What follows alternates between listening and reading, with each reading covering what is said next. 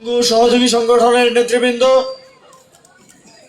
উপস্থিত প্রিয় ঘাটাইল, আসসালামু আলাইকুম। আপনারা জানেন, ত্রয়োদশ জাতীয় সংসদ নির্বাচনের মতো ঐতিহাসিক নির্বাচনকে সামনে রেখে বাংলাদেশের 11টি রাজনৈতিক দল এক ঐতিহাসিক ঐক্য করেছে। আমাদের এই ঐক্যের পক্ষ থেকে টাঙ্গাইল 3 আসনে আপনাদের জন্য প্রার্থী হিসেবে আপনাদেরই সন্তান সাইফুল্লাহ হায়দারকে মনোনীত করা হয়েছে। এই জোট গড়তে প্রত্যেকটি রাজনৈতিক দলের অনেক ত্যাগ করতে হয়েছে। প্রত্যেকটি আসনেই প্রায় সকল রাজনৈতিক দলের প্রার্থীরা দীর্ঘদিন ধরে কষ্ট করে যাচ্ছিলেন। তারা দেশ ও জাতির স্বার্থে, জোটের স্বার্থে, আপনাদের স্বার্থে, জনগণের স্বার্থে তাদের ব্যক্তি স্বার্থ বিসর্জন দিয়ে একসাথে কাঁধে কাঁধ মিলিয়ে এই জোটকে বিজয়ী করতে কাজ করে যাচ্ছেন। সংগ্রামী বন্ধুগণ, আমরা যখন 2018 সালে কোটা সংস্কার আন্দোলনের মধ্য দিয়ে আমাদের রাজনৈতিক যাত্রা শুরু করি, ঠিক সেই সময় থেকে সব সময় সাইফুল্লাহ হায়দার ভাইকে আমাদের পাশে পেয়েছি। আপনারা জানেন, তখন আমরা সংখ্যায় খুব বেশি ছিলাম না। 15-20 জন থেকে শুরু করে সেই মিছিল দীর্ঘ হতে হতে গণভবন পর্যন্ত কোটি কোটি মানুষের মিছিল গিয়ে পৌঁছেছিল 2024 সালের গণ অভ্যুত্থানে। তবে আমাদেরকে আমাদের সেই সূর্য সন্তানদের মূল্যায়ন করতে হবে, যারা সেই শুরুর 15 জন 20 জনের মিছিলে ছিল, তাদেরই একজন সাইফুল্লাহ হায়দার। আমরা গর্বিত যে আমরা 11 দলীয় ঐক্যের পক্ষ থেকে তাকে আপনাদের প্রার্থী হিসেবে মনোনীত করতে পেরেছি। অন্তর্বর্তীকালীন সরকারের সময় যখন দায়িত্বে ছিলাম, তিনি বারবার আপনাদের বিভিন্ন সমস্যার কথা নিয়ে, বিভিন্ন সমাধানের প্রস্তাব নিয়ে আমাদের কাছে ছুটে গেছেন। অন্যান্য উপদেষ্টাদের কাছে বিভিন্ন সরকারি দপ্তরে ছুটে গেছেন। তার আবেদনের প্রেক্ষিতে, আপনাদের আবেদনের প্রেক্ষিতে ঘাটাইলে স্থানীয় সরকার বিভাগ থেকে আমি 3,40,00,000 টাকার মতো বিশেষ বরাদ্দ দিয়েছিলাম। এছাড়াও বিভিন্ন রাস্তাঘাটের সংস্কার এবং নির্মাণ কাজের উদ্যোগ গ্রহণ করেছিলাম। তিনি যখন কিছুই ছিলেন না, একজন রাজনৈতিক নেতা হিসেবে তার দায়িত্বের অতিরিক্ত তিনি আপনাদের জন্য করেছেন। আপনারা যদি তাকে নির্বাচিত করেন, তাহলে আমি বিশ্বাস করি তিনি আরো শক্তিশালী রূপে আপনাদের জীবন মান উন্নয়নের জন্য কাজ করে যাবেন। সংগ্রামী বন্ধুগণ, আমরা আমাদের ইশতেহার প্রকাশ করেছি। আমরা সেখানে বলেছি, জুলাই গণহত্যা, শাপলা চত্বর গণহত্যা, বিডিআর হত্যাকাণ্ড সহ আওয়ামী লীগের আমলে যত গুম খুন হত্যা করা হয়েছে এবং সর্বশেষ আমাদের সহযোদ্ধা শহীদ শরীফ ওসমান বিন হাদির হত্যা, সকল হত্যাকাণ্ডের বিচার আমরা নিশ্চিত করব। সংগ্রামী বন্ধুগণ, আমরা আমাদের ইশতেহারে জবাবদিহিতা নিশ্চিত করার কথা বলেছি।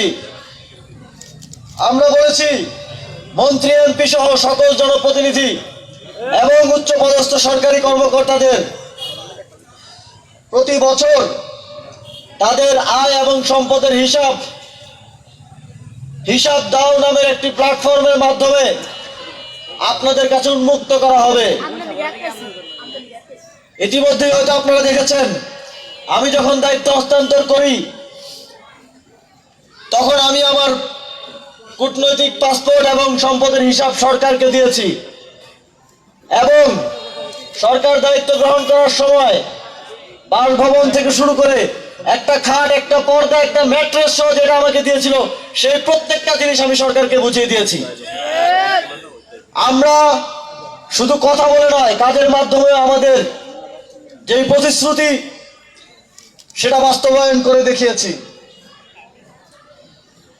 আমরা আমাদের ইশতেহারে বলেছি বিভিন্ন ধরনের কার্ড এখনো আছে, আপনারা জানেন, টিসিবি কার্ড থেকে শুরু করে নানা ধরনের কার্ড যেগুলো জনগণের মধ্যে বিভ্রান্তি তৈরি করে। ইতিমধ্যে অন্তর্বর্তীকালীন সরকার নাগরিক সেবা বাংলাদেশ নামে একটি প্ল্যাটফর্মের মাধ্যমে সকল নাগরিক সেবা একটি জায়গা থেকে আপনাদেরকে দেওয়ার উদ্যোগ গ্রহণ করেছে, যাতে করে আলাদা আলাদা সরকারি অফিসে আলাদা আলাদা কাজের জন্য দৌড়াতে না হয়, যাতে পাসপোর্টের জন্য এক জায়গায়, এনআইডি কার্ডের জন্য এক জায়গায়, জন্ম নিবন্ধনের জন্য আরেক জায়গায় যেতে না হয়। অথচ আমরা দেখি একটি দল তাদের প্রচারণায় আবারও সেই নানা ধরনের কার্ড, নানা ধরনের সেবা আলাদা আলাদাভাবে দিয়ে আপনাদেরকে বিভ্রান্ত এবং আপনাদের সেবা নেওয়ার ক্ষেত্রে আরো কষ্টকর পরিস্থিতি তৈরি করার কথা বলছে।